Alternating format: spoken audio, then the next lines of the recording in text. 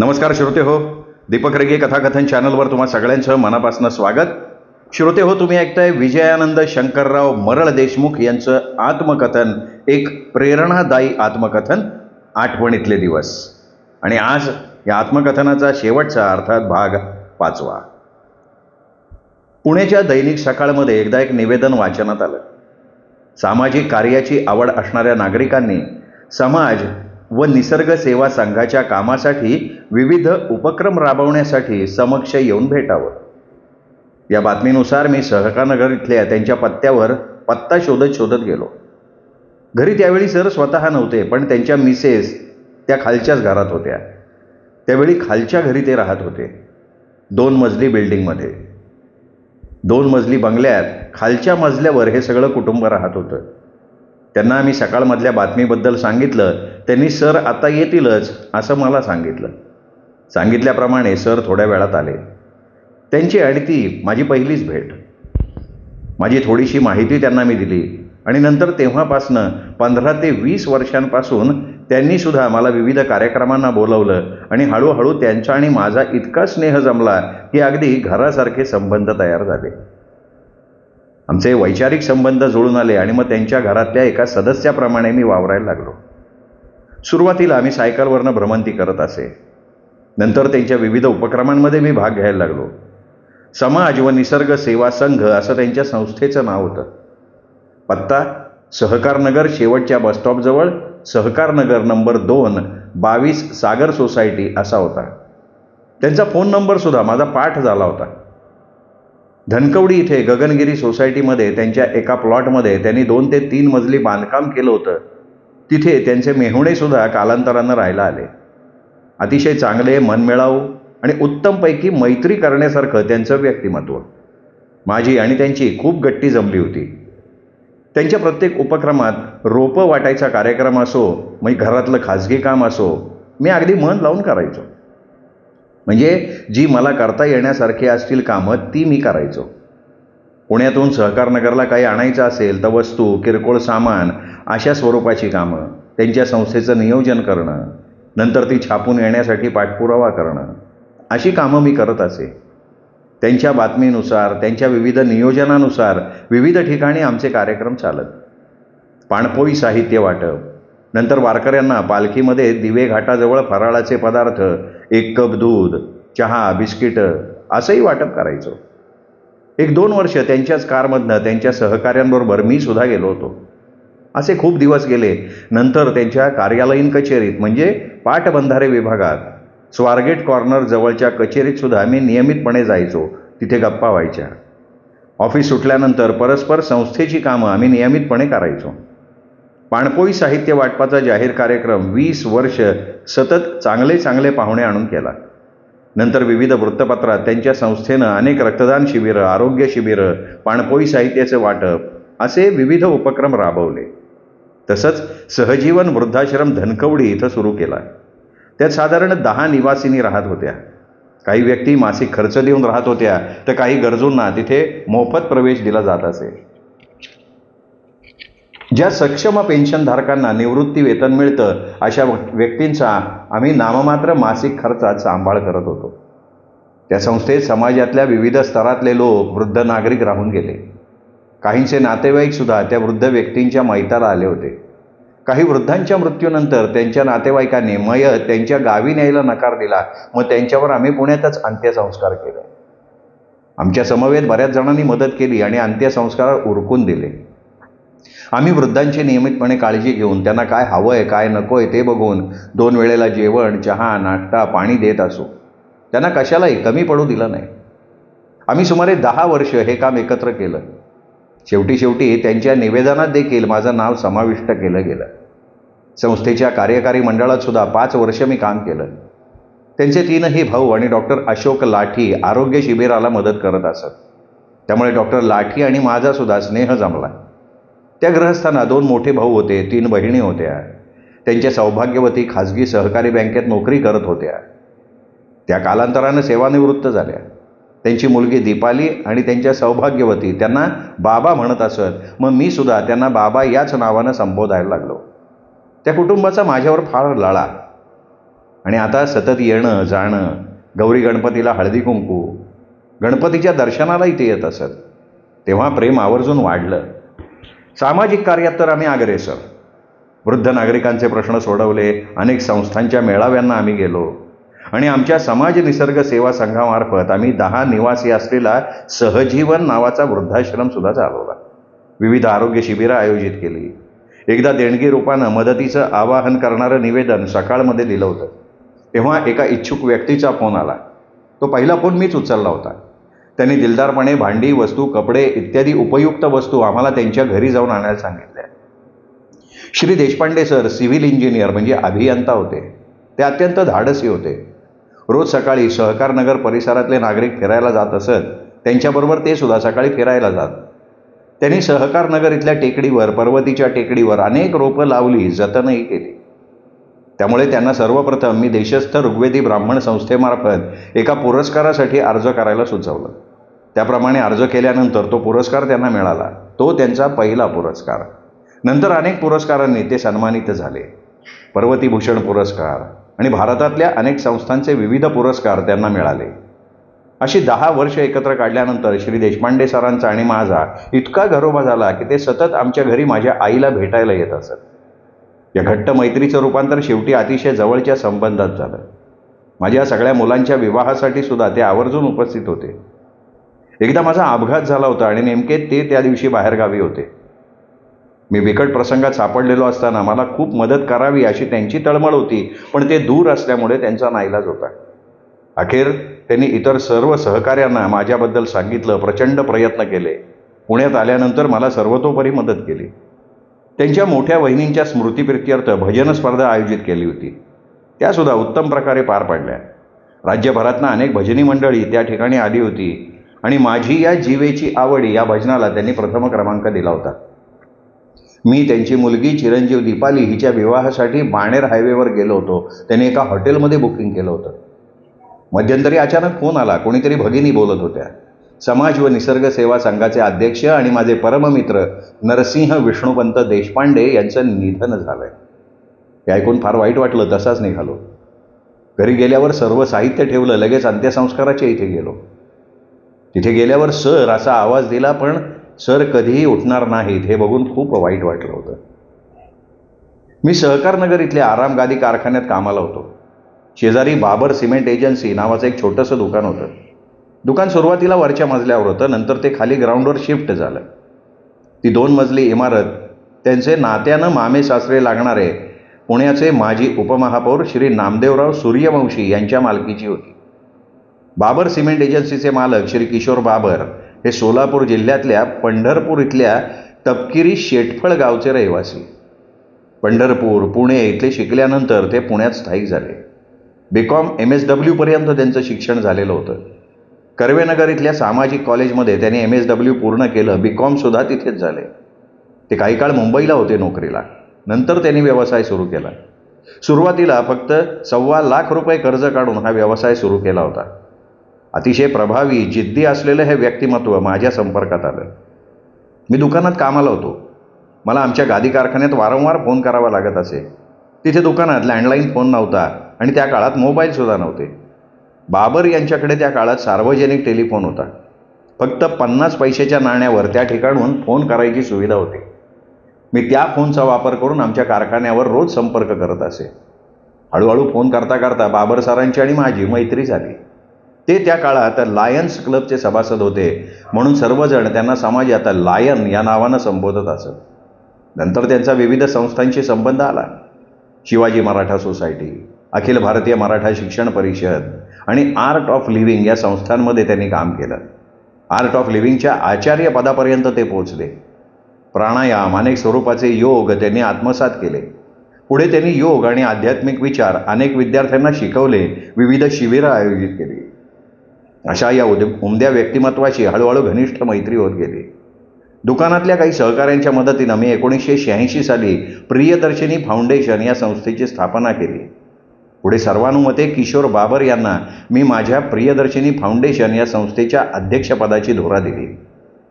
पुण्यातल्या शिवाजी मराठा सोसायटीत बाबरसाहेब जिजामाता मुलींचा हायस्कूल इथे स्कूल कमिटीवर काम करत होते.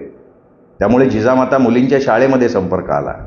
तिथल्या मुख्याध्यापिका सौभाग्यवती प्रमिलाताई गायकवाड यांच्याशी ओळख झाली आणि कनिष्ठ महाविद्यालयात अनेक मुलींना वर्गात जाऊन त्यांची माहिती घेऊन मदतही केली. त्या काळात नुमवी मुलांची सेवा सदन महाविद्यालय या ठिकाणी भरपूर काम केलं. जिजामाता महिला मुलींच्या प्रशालेत प्रत्येक वर्गात जाऊन 11वी 12वीच्या मुलींना माहिती दिली. सर्व मुली मला स्कॉलरशिपचे सर म्हणायला लागला. त्यांना वेगवेगळ्या योजनांची माहिती दिली. तुळजाभवानी प्रतिष्ठान स्कॉलरशिपची माहिती दिली. बाबरसाहेबांच्या परिचयातनं आम्ही MSWच्या एका विद्यार्थ्याला सुद्धा 1 वर्ष 5,000 रुपये शिष्यवृत्ती मिळवून दिली होती. पुढे माझी गादी कारखान्यातली नोकरी सुटली आणि मी पिंपरी चिंचवडमध्ये राहायला गेलो. तिथे आमचं छोटंसं घर होतं. त्या घरामध्ये आम्ही आमच्या मुलांच्या जन्माच्या वेळी राहत होतो. पण बाबरसाहेब मला कधीच विसरले नाहीत. आमचे संबंध आणि मैत्री आज तागायत कायम राहिली आहे.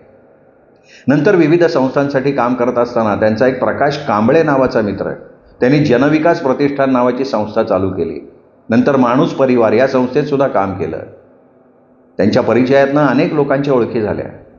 ते लायन्स क्लबमध्ये असताना हसमुखबाई त्रिवेदी हे लायन्स क्लबचे अध्यक्ष होते. त्यांचीही ओळख झाली. त्यांनी मला अमृताच्या शाळेच्या प्रवेशाच्या वेळी खूप मदत केली. लायन्स क्लबमध्ये एक ठाकूर नावाचे सर होते.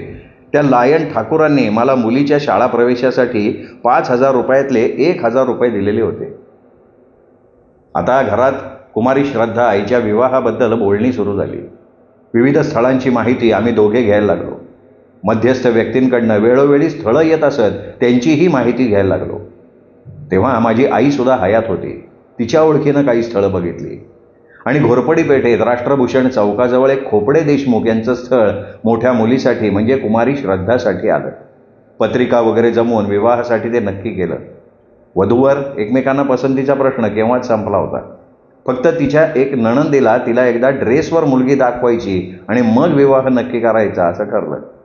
त्याप्रमाणे ड्रेसवर मुलगी दाखवली. विवाह नक्की झाला.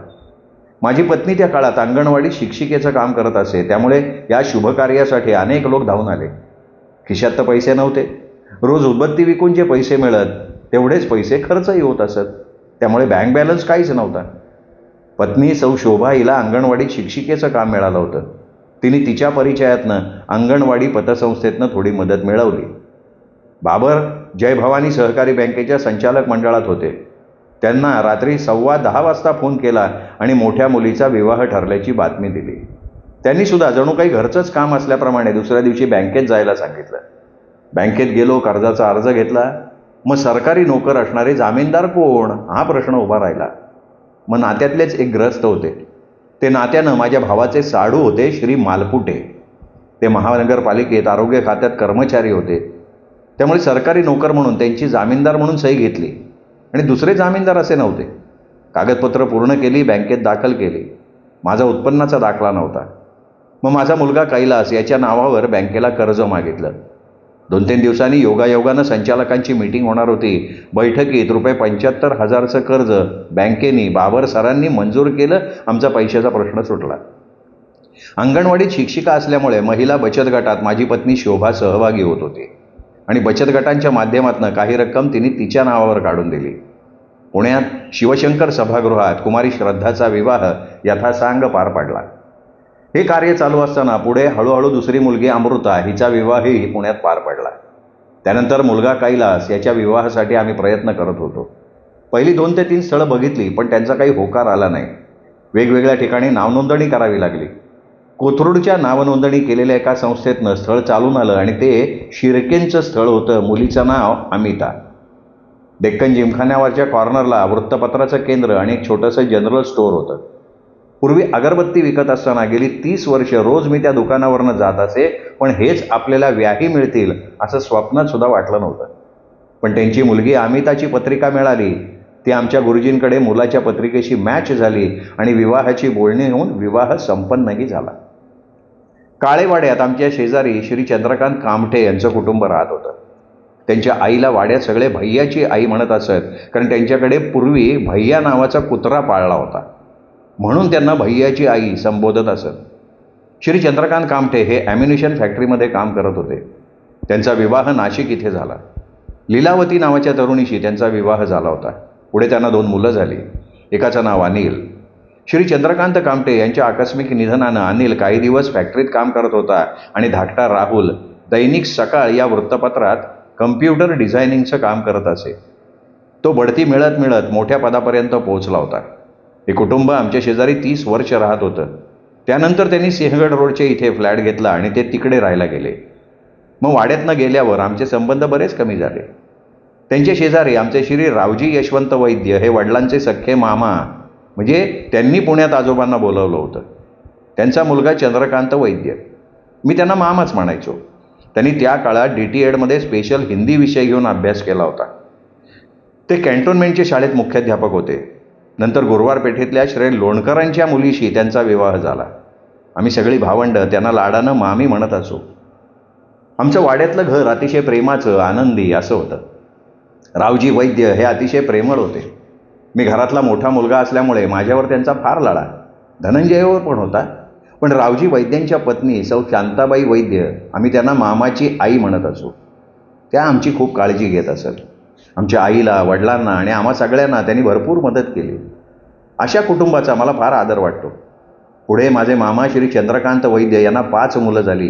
2 मुलं 3 मुली. मोठीचं नाव साधना उर्फ नंदा. साधना मॅट्रिकपर्यंत शिकली. मुलगा एक राकेश आणि दुसरा बाळ उर्फ शंकर, पदवीधर आणि कम्प्युटरवर कमांड मिळवलेला. शंकरनं कम्प्युटरच्या व्यवसायात हातखंडा निर्माण केला होता, तर दुसरा मुलगा राजेश रिक्षा चालक होता. त्यांच्या शेजारी बबनराव काळे नावाचं कुटुंब राहत होतं. काळेवाड्याचे आमचे घरमालक श्री काळे आणि त्यांचं नातं नव्हतं, पण बबनराव काळेंचं वाड्यातले दुसरे एक काळे होते, त्यांच्याशी नातं होतं. बबनराव काळे यांचा पुणे लष्कर इथे भाजी मंडईत लिंबू मिरच्याचा गाळा होता आणि त्यांचा मुलगा गुलाब आणि मुलगी कुमारी लीला. मुलगी MSc झाली. मोठी मुलगी कमल ग्रॅज्युएशन का 12वीपर्यंत शिकली माहीत नाही. ती कोल्हापूरला काम करत असलेल्या आपल्या पतीसोबत गुण्या गोविंदानं संसार करते. सुरेखा सुद्धा पुण्यात LICत नोकरीला आहे. ती सुद्धा तिच्या पतीबरोबर व्यवस्थित संसार करते. नंतर माझे परममित्र गुलाबराव काळे यांची मुलगी स्नेहल कालांतराने MA LLB शिकली आणि ॲडव्होकेटची पदवी घेऊन कोर्टात रितसर प्रॅक्टिस करायला लागली. ही सगळी माणसं अतिशय प्रेमळ. गुलाबराव काळे सुद्धा आमच्या घराशी, आमच्या कुटुंबाशी सतत संबंध ठेवून असत. साधारणपणे वडिलांचा शिवणकामाचा व्यवसाय असल्यामुळे सगळ्यांच्या शिवणकामाच्या निमित्तानं वडिलांशी सतत संपर्क असायचा.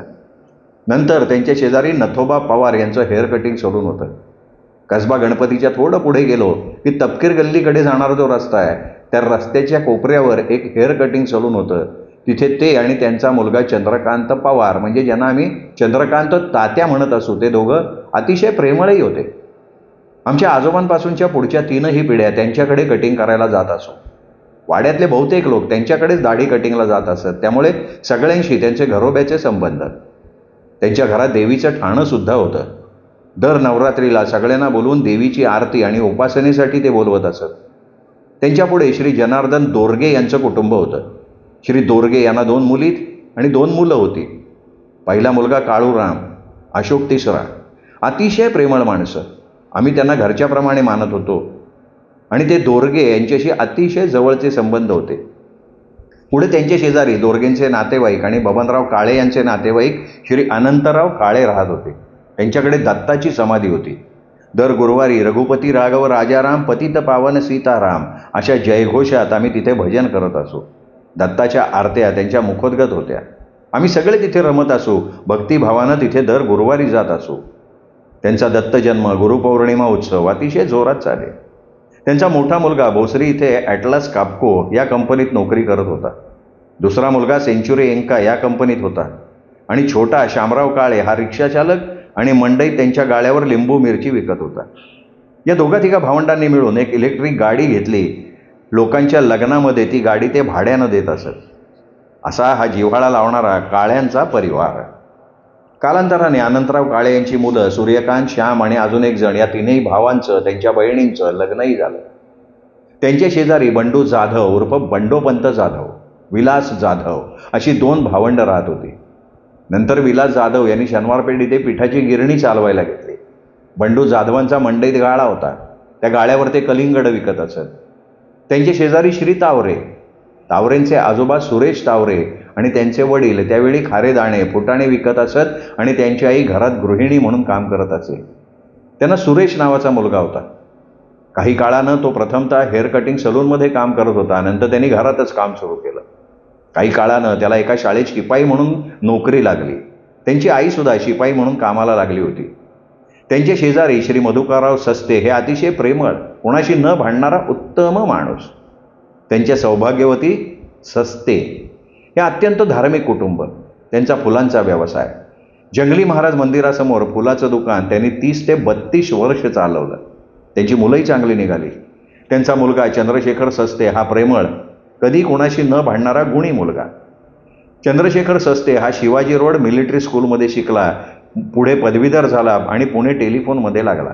प्रदीर्घ सेवेनंतर मोठ्या पदावरनं निवृत्त झाला. त्याची पत्नीसुद्धा बँक ऑफ इंडियात नोकरी करते. सस्ते हे वारकरी संप्रदायातले, त्यामुळे भजन कीर्तन यांचा त्यांना नाद. पहिल्या मजल्यावर श्री ज्ञानेश्वर जाधव यांचं कुटुंब राहत होतं. टोप्या शिवणं, होलसेलमध्ये विकणं हा त्यांचा व्यवसाय. तर त्यांचा मोठा मुलगा गजानन, दुसरा शेखर, धाकटा हेमंत. गजाननचं शिक्षण तसं कमी होतं. ते लग्नामध्ये नवरदेवासाठी घोडं भाड्याने द्यायचा व्यवसाय करत. शेखर हा त्यांच्या मामाचा फुलाचा व्यवसाय असल्यानं त्यामध्ये शिरला. शेवटी गजाननचं शेखरचं लग्न झालं. आम्ही सगळे गेलो होतो. मी शेखरचा एक चांगला मित्र म्हणून आणि बालमित्र होतो म्हणून आमच्या दोघांचं फार जमायचं.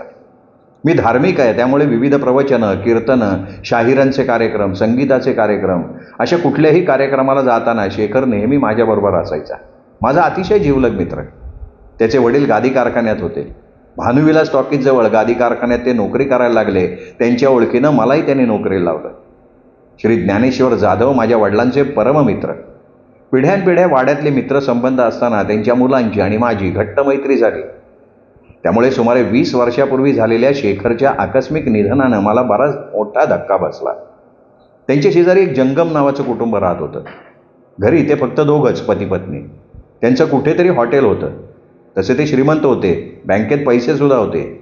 त्यांनी तरुण वयात व्यवसाय आयुष्यभर उत्साहानं चालवला, म्हणून ते सुखानं वृद्धापकाळात राहू शकले.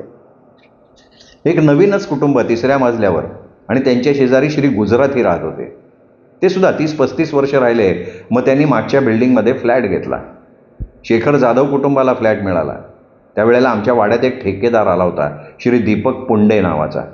त्यांनी 30,000 रुपयात सगळ्यांना फ्लॅट दिले, पण आमचं ॲग्रीमेंट होऊ शकलं नाही. काही तांत्रिक कारणानं आमचा करार झाला नाही. आमच्या शेजारी आमचे मामा श्री रावजी वैद्य तेव्हा हयात नव्हते, पण आमच्या मामी होत्या, श्रीमती सुलोचना वैद्य. ह्यांनी सुद्धा त्या काळात त्यांच्याशी करार केला नाही. सोबत निगोजकरांनी सुद्धा ॲग्रीमेंट केलं होतं. असं सोबत पूर्वीच्या काळामध्ये आमच्या वाड्यात मंगलमय वातावरण, आजारपणात सुखदुःखात सोबत अशी आमची वाड्यातली घरं. आम्ही सख्खे शेजारी होतो. आमच्या घराच्या वर साधू मामा हरपुडे यांचं कुटुंब होतं. त्यांना 3 मुली होत्या. त्यांचा मुलगा जेमतेम 10वी-11वीपर्यंत शिकला. त्याच्या वडिलांच्या मार्केटमध्ये प्रचंड ओळखी होत्या, त्यामुळे त्यांनी नंतर मंडईत दुग्धोपयोगी वस्तूंचं दुकान चालू केलं. ते आजही चालू आहे. त्याच्या 3ही बहिणींची व्यवस्थित लग्न झाली, त्यांना मुलं झाली. त्यांचे वडील साधू मामा आमच्यावर अतिशय प्रेम करायचे. अतिशय विनोदी स्वभाव असणारे मामा त्यांच्या वरच्या खिडकीतनं प्रत्येकाशी विनोदी पद्धतीनं बोलायचे आणि हसवायचे. फार छान गृहस्थ. मुख्य कुटुंब करडे.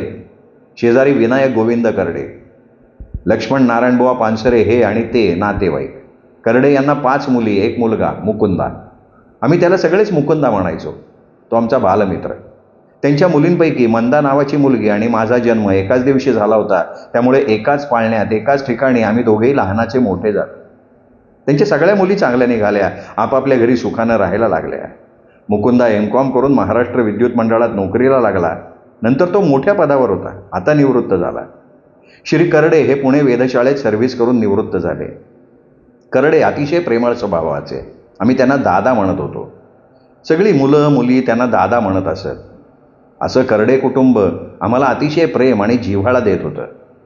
सख्ख्या शेजाऱ्यांचा हा भाग पानसरे कुटुंबाशिवाय पूर्ण होऊ शकत नाही. श्री ज्ञानेश्वर पानसरे यांना 2 मुलं, मोठा पांडुरंग बुवा पानसरे आणि दुसरा कृष्णाजी पानसरे. कृष्णाजींना घनश्याम म्हणजे धनु या नावानं ओळखत असत. त्यांचं घर होतं आळंदीत. तो आळंदीत प्राथमिक माध्यमिक शिक्षण पूर्ण करून पुण्यात D.Ed करायला महाविद्यालयात दाखल झाला आणि मग इथेच ते कुटुंब स्थायिक झालं. त्यांनी D.Ed पूर्ण केलं, मग BA स्पेशल पूर्ण केलं, पुन्हा LLB पदवीसुद्धा प्राप्त केली. तो सुद्धा सुरुवातीला सेंच्युरी इंका कंपनीत कामाला होता. नंतर महाराष्ट्र सरकारमध्ये अकाउंटंट म्हणून काम करायला लागला. आणि लेखाधिकारी या पदावरनं तो निवृत्त झाला. माझा अतिशय जिवलग मित्र. त्याच्या TVS मोपेडवरनं आम्ही खूप वेळा फिरायचो. आमचे संबंध अतिशय घनिष्ठ. आम्ही सगळे मित्र आईवडील घरी नसताना गप्पा मारत बसायचो, गाणी ऐकत बसायचो, TV बघत बसायचो, भाषणाची प्रॅक्टिस करत बसायचो. तेव्हा आमचा शिवणाचा व्यवसाय होता. वडिलांनी एक छोटासा टेबल बनवून घेतला होता. त्या टेबलावर उभं राहून मी भाषणाची प्रॅक्टिस करत असे. आम्ही चौकात स्वामी विवेकानंद मंडळ सुरू केलं. सामाजिक कार्याची आवड असल्यामुळे आमचे घनिष्ठ संबंध होते. पांडुरंग बुवा पानसरे हा मुलगासुद्धा शासकीय कार्यालयात होता. तोही आता निवृत्त झाला. माझ्या वडिलांना सुद्धा भजनाचा कीर्तनाचा नाद होता. इकडे बबनराव निघोजकर दर श्रावण महिन्यात विविध ग्रंथांचं पारायण करत असत. आम्ही सगळे ते ऐकत असू.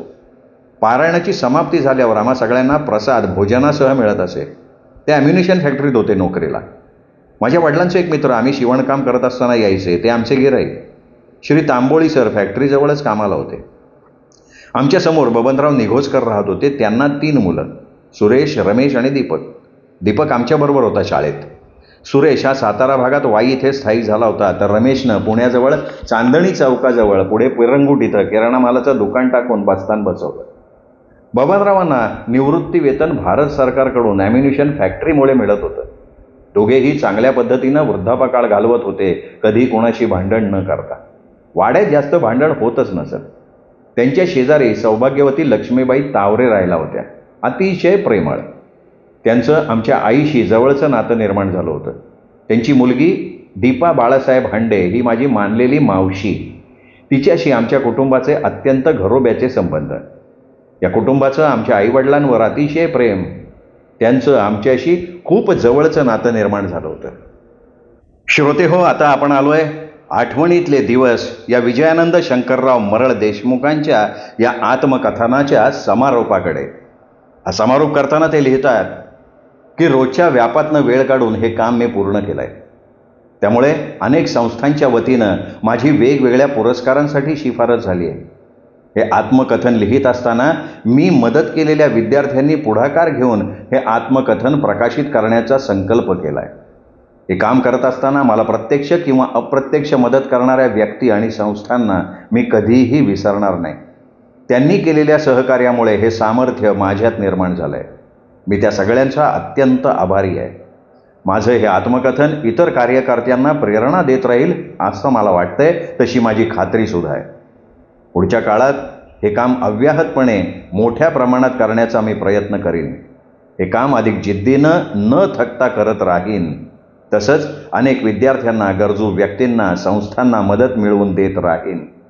अशा मदत मिळवून देणाऱ्या व्यक्तींची पूर्ण माहिती घेऊन त्यांचंही आत्मकथन प्रकाशित करण्याचा माझा नक्कीच प्रयत्न राहील. श्रोते हो, हे होतं एक प्रेरणादायी आत्मकथन विजयानंद शंकरराव मरळ देशमुख यांचं, जे त्यांनी लिहिलंय आठवणीतले दिवस ह्या पुस्तकात. हे त्यांचे आठवणीतले दिवस तुम्हाला कसे वाटले हे कमेंटमध्ये जरूर लिहून कळवा.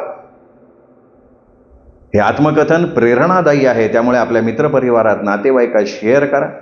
आणि हो, चॅनल सबस्क्राईब करायचं राहिलं असेल तर प्लीज चॅनल तेवढं सबस्क्राईब करा. पुन्हा भेटूयात अशाच वेगळ्या कथांसह. तोपर्यंत नमस्कार मित्रो.